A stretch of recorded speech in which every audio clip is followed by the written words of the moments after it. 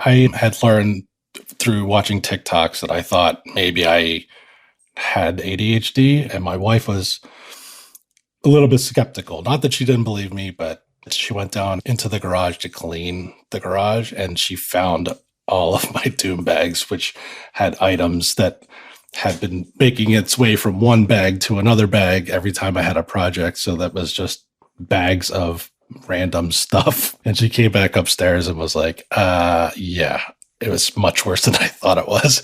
I think you should probably go talk to somebody.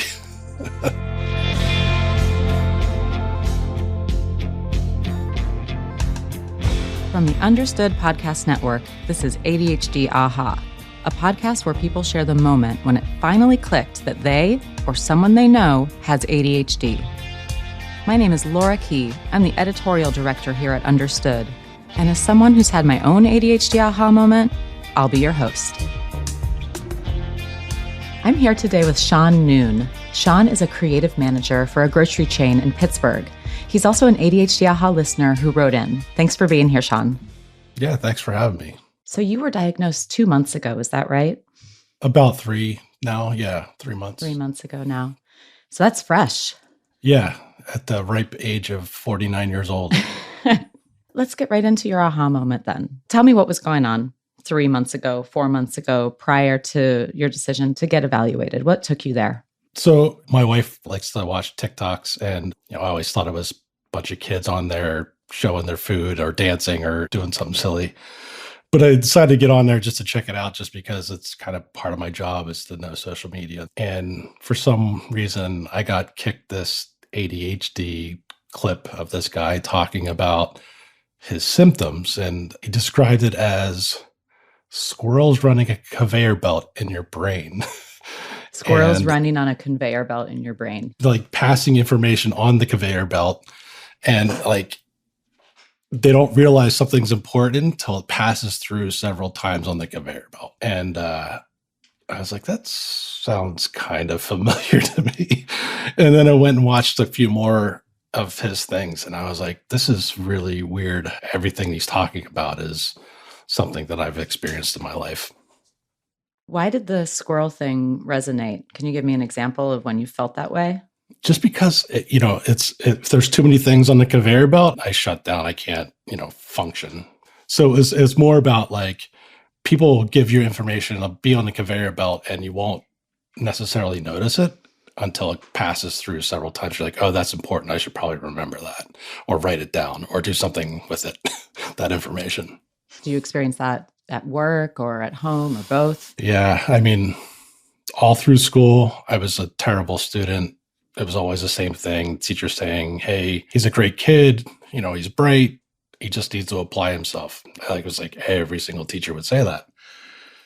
At work, it's like, being in meetings, like I can't concentrate on them fully unless I am the person that's presenting or giving the information, unless it was a project that I was really interested in. I could say, like, thankfully, now that I have medication, it's a lot better. I don't want to get fired from my job because I don't pay attention in meetings. But it's not that I wouldn't pay attention. It's just, my mind would wander, and then I'd have to come back into what I was doing. Details, all that kind of stuff was really difficult. So the TikTok story that you mentioned, that's not the end of your aha moment. Your wife noticed something. Yeah. So I had said to her, I got these TikToks that were thrown my way that talk about ADHD. And I was like, I think I might have it. She's like, oh, everybody kind of gets distracted. And, I was like, I think this is, I think I should get this checked out. And I'm usually the one that like handles the garage because I handle the tools and I do a lot of the construction stuff or whatever. And we have income property, a duplex. And every time I would go over there, I'd put stuff in the bag and get home and be like, I'll deal with that later and set it down. And then I would have to go out again and then take some stuff from one bag and take stuff from another bag and put it in another bag.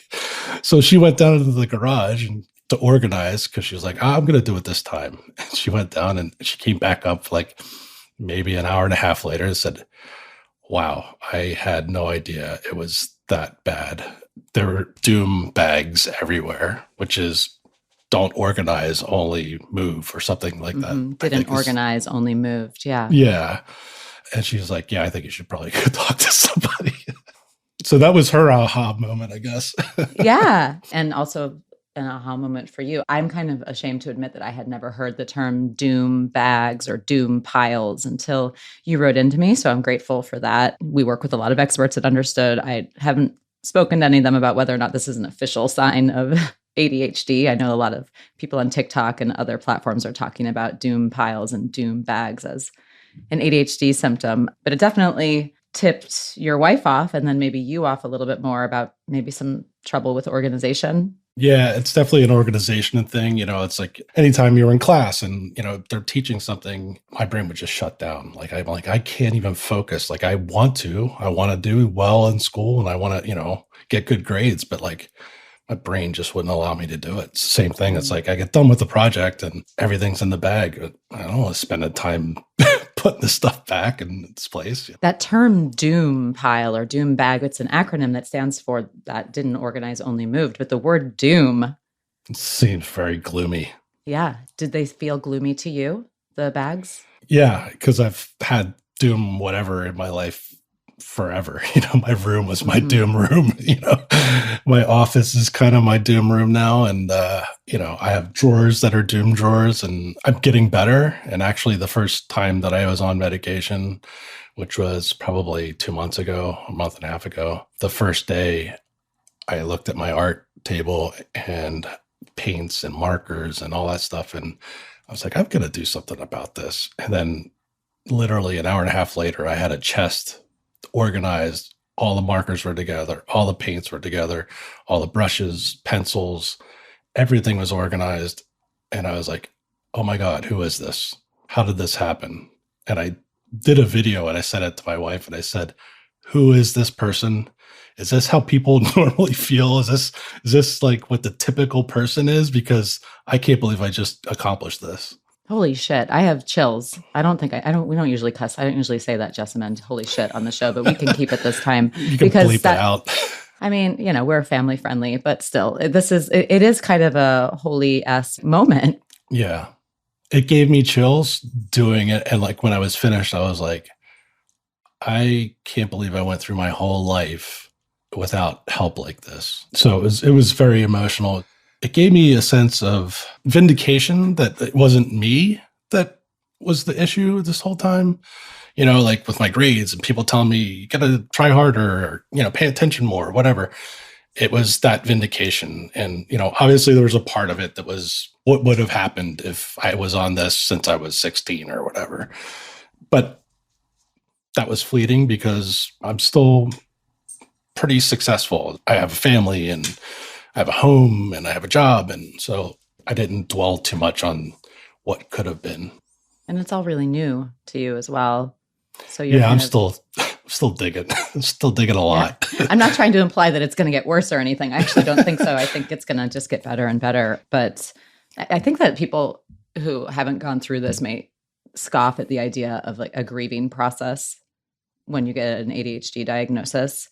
But it's so real. Every single person I talk to on the show talks about it. It's kind of frustrating. I mean, when I was in school, ADHD was just on the verge of being talked about, really, I guess, late 80s, early 90s. But you would think that somebody would have been like, he's a good kid. He's not he's not a troublemaker or anything. So maybe we should look into this. But you can't go around and blame people for something. I couldn't even recognize it was me. Why couldn't I see the signs, After the spotting of the doom piles and bags, what did you do next? Did you and your wife have a conversation? Did you go straight to your doctor? What happened? I found a therapist. And since things are so crazy with COVID and so many people needing mental health help, she would take information and go back to the psychiatrist and then they would give recommendations. So after a few sessions with her and talking to her, she's like, she did this short questionnaire. It was 10 minutes. And she was like, yeah, I think you might have it. And here's some pamphlets and a book and you can read this. And I was like, no. I'm 49 years old, going to be 50 soon. And I don't think that I'm going to be able to crack these masks that I've been wearing for most of my life. I was like, I think I want a medication or at least try it and see if it helps me. And she's like, okay, well, let's do it over a couple sessions. And I did the long test. And after the 2.5 sessions or whatever, she came back and was like, yeah, you hit every mark on this, except for the hyperactivity, although it's probably in your brain, not, physical hyperactivity. And she's like, yeah, we're going to put you on something. And it was like, wow, like it was, a revelation. It was like, it's real, because I've talked to people, friends and family members, and like, well, I don't know. You don't seem like you would be ADD. Like I've known you your whole life. You don't have like, and the thing for me, it's like, you're not in my brain. You don't know what's going on.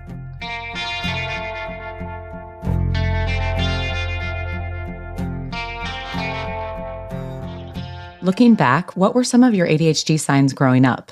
Just not being able to concentrate at school is the huge one. And even just conversations with people, like daily conversations, like typical stuff, like how's the weather kind of things. Like I would blank out and I'd be in my own brain thinking about something else. And it was frustrating for me because, I'm a pretty empathetic person.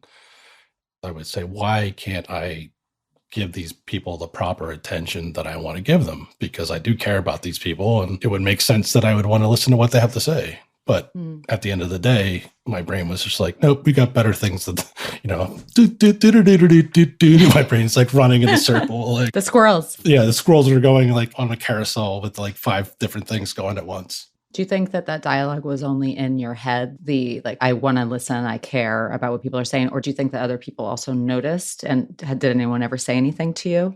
Yeah, I think for sure my wife. she's had to deal with my distraction and incapability of remembering things. So for sure her, but I masked really well. I really put on a face and made it seem as if I was listening. If I wasn't, it's just something I learned to do as I went along in life. But I don't think there was anything where people are like, hey, are you not paying attention to me? Like, Did you ever get bored? All the time. Like school was like the boringest. Like I was like, why am I here? What am I doing? This is crazy. So my outlets were art and skateboarding, and that's where I was getting my dopamine, the thrills, and I would just doodle all day long in school. Did you study art in college? Yeah, I didn't know what I wanted to do when I went into college, and it took me forever to get there. Like I went through community college, I failed out of one school, and then I finally got to a school that I got into after 3 years of community. And I didn't know what I wanted to do. I didn't want to be a starving artist. I didn't want to sit in a 1-room studio and eat, canned beans or something. So I stumbled on the graphic design class, and it really resonated with me because when I was a skateboarder, the advertisements really spoke to me just because they were so crazy and different, like from what you would typically see in magazines. So it really intrigued me to kind of do that and be creative and still get paid, be able to eat. Our listeners can't see your background, but I get to soak it in. And I want to kind of describe it to folks who are listening. I see a guitar on the wall. I see an electric guitar and an acoustic guitar. I see paintings. I see sculpture. I see a ton of records, music. I see a skull, which I think is kind of rad. It's just music and art. It's just permeating your space. I can just feel like kind of the artistic energy. Yeah, this is like the organized chaos, I guess. Like my wife has all the other rooms that she decorates, and this is the one room I have. It's my office and art space. It looks neat. You can't Not see like my neato, desk. but like it looks neato, and it also looks neat. So it's funny because when people come in here, like into our house, they always gravitate to this room, and they're like, "What is going on?" Because there's so much to look at, and that's the way I like it. It's all inspiration and things that I like. What art speaks most to your ADHD symptoms? Like feels the best to create or to look at based on the way that your brain works, or to listen to anything? Yeah, I don't know. It's like I am all over the place with music and art. Like I love all kinds of art. Tattoos. I have tattoos, all kinds of tattoos. I like anything that's new and trying to create something that's intriguing, that captures somebody's attention. I think that's why I like graphic design so much, because in a sea of ads that we're fed all the time, like trying to penetrate that is a challenge. And I think anytime that I can get somebody to stop scrolling and go, wow, that's different or that's interesting or whatever, then I think that's what I'm kind of going for. Mm. Even in my own personal art, it's like if I create something, I want somebody to stop and go, that's different. That's cool. I like that.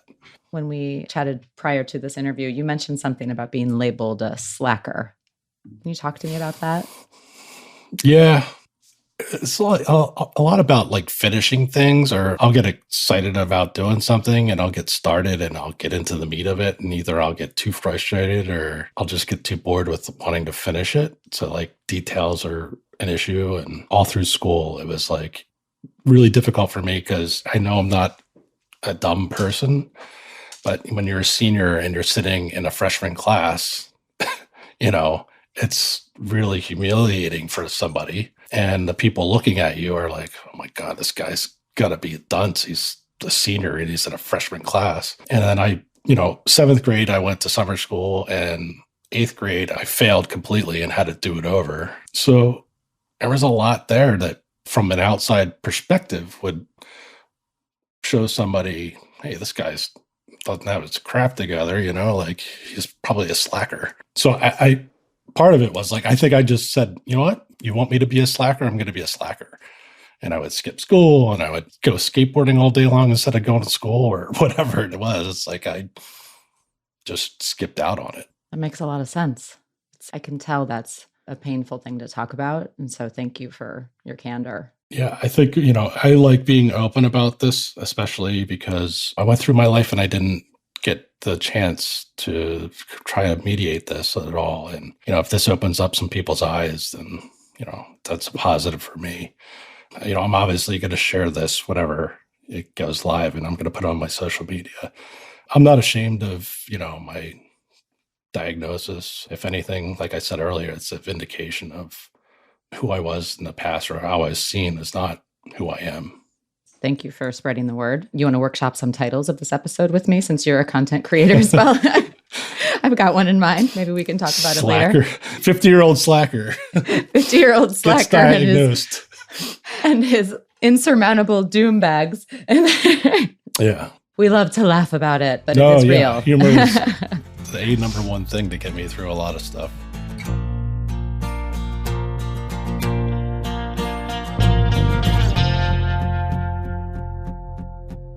I mean, you're clearly not a slacker, though. I mean, I hope you know that, right?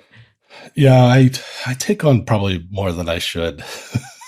And it sounds like you have a great job and you have a family. So that's already too much for most people, frankly. And the job's been amazing. Like, because I started off in graphic design, and I saw, say, 6-7 years ago, the opportunity that we should probably be doing like video in-house instead of paying agencies, especially for social media and stuff. So I kept chirping and saying, hey, we should do this. Hey, we should do this. And it's like, we don't have budget or whatever. But finally, years later, we're getting a studio and we've been filming stuff. And so it's coming along, and it was nice for me because, ADHD people get bored and they need to switch it up. And, this was a good turn in my career to keep me engaged and do something different. How has work been going for you? So have you felt a change?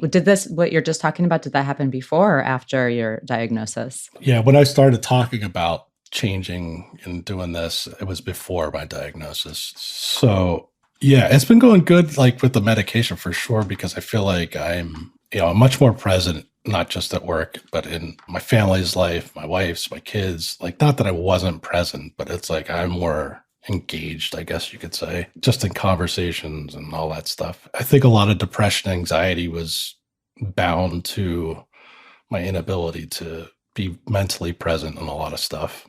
Interesting. So like feeling depressed, feeling anxious as a result of ADHD. I mean, it goes so many different ways. It can be comorbid. One can lead to the, Yeah. And like even coming home after a stressful day and just lay on the couch, and like, I can't do anything. I'm done. Like, I'm tapping out, when you still have dinner to make and talk to your family about how was your day. And I was like, I can't do it, which is really frustrating. I've had many nights when I've cried coming home and just melting down or just like kind of breaking down at the thought of having to focus on one more thing and like dinner. And like the stress of the bedtime routine. Everyone who listens to the show is probably so sick of hearing me talk about this. This is like my number one complaint. They probably think that I don't enjoy being with my children, or this woman spends no time with their kids, and she orders pizza all the time. This woman just completely opts out of parenting and complains about her children. No, I think the world of my children, just for the record. I love being with them. But you do order pizza all the time. But we do, yeah. Yeah, we do. Chicken nuggets. What about with your wife, since you've been getting ADHD treatment? I think you mentioned before that you would interrupt her sometimes. Are you still doing that, or? Yeah, I've gotten better. Like, I definitely don't feel the need that I be able to keep the thought that I have in my head to respond whenever she's finished. Or people at work even, like, there's some people at work that they'll talk and I can't wait for them to finish because I feel like they're taking too long, and like, I got to get this out or I'm going to forget. Totally. Oh my gosh, I get so impatient, Shaun. Even with my medication, and I feel bad. It's hard. I feel bad too, but I'm just like, shut up, shut up, shut up. I already know what you're about to say. Right. Stop. Like you're like 2 sentences into the conversation before they're even thinking about it. Like, I know how this is going to go. And it's not because I'm smarter than they are. It's just because, like, the conveyor belt, to your point, it's just like going. And I'm like, I already mapped out this entire conversation before it even started. And I know I'm going to miss something important in rushing you and interrupting you, but I can't help it. It's just the way that we have coped to like figure out how we're going to stay in the conversation. Because if we don't think ahead, then we won't be able to answer or whatever. Totally. Do you ever talk about it? I don't know what your work structure is like or what your relationship is like with your boss. And I imagine you're not super keen on talking about all of that on the show, but have you told your boss that you have ADHD? Yeah, I did. It's funny. He's a great guy and he's actually new. And the first time that I met him in person at the office, because we're remote a lot, and we just started talking, and like he and I just kind of unloaded everything. Wow. Like I was like, oh yeah, I have anxiety and depression and ADHD, and I'm on this medication, and he was like, wow, but it was good. It was like the conversation kind of just flowed. At the end, I was like, I am so sorry. I just dumped all that on you. And he was like, no, that's really good. Thank you so much for being honest and open with me. And so it's been good.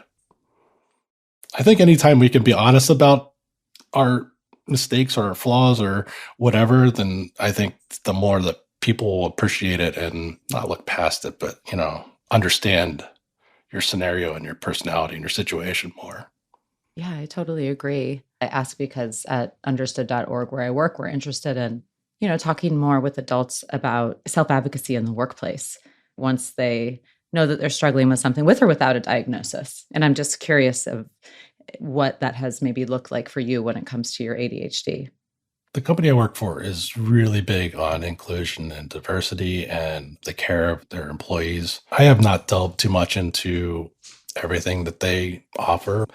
I know they have groups that help with some things that people might be going through or whatever, but I think it would be good to talk to somebody about people that have ADHD or maybe on the spectrum or whatever, having a group for them, support group, because it would probably be pretty beneficial and it would probably give the company some insight into the employees that are dealing with it. Shaun, it's been so great to talk with you. Is there anything else that you want to chat about? I think the big thing for me is for doing this is just for advocacy and trying to kill the stigma of mental health issues. I know a lot of people that have mental health issues that I love dearly. And I think it's important for people to have empathy, which our society is lacking a lot right now. And the more we can speak to these issues and tell our stories, the better it's going to be for the rest of them. Thank you so much, Shaun. It's been so nice to talk with you today. Thank you. I really appreciate it.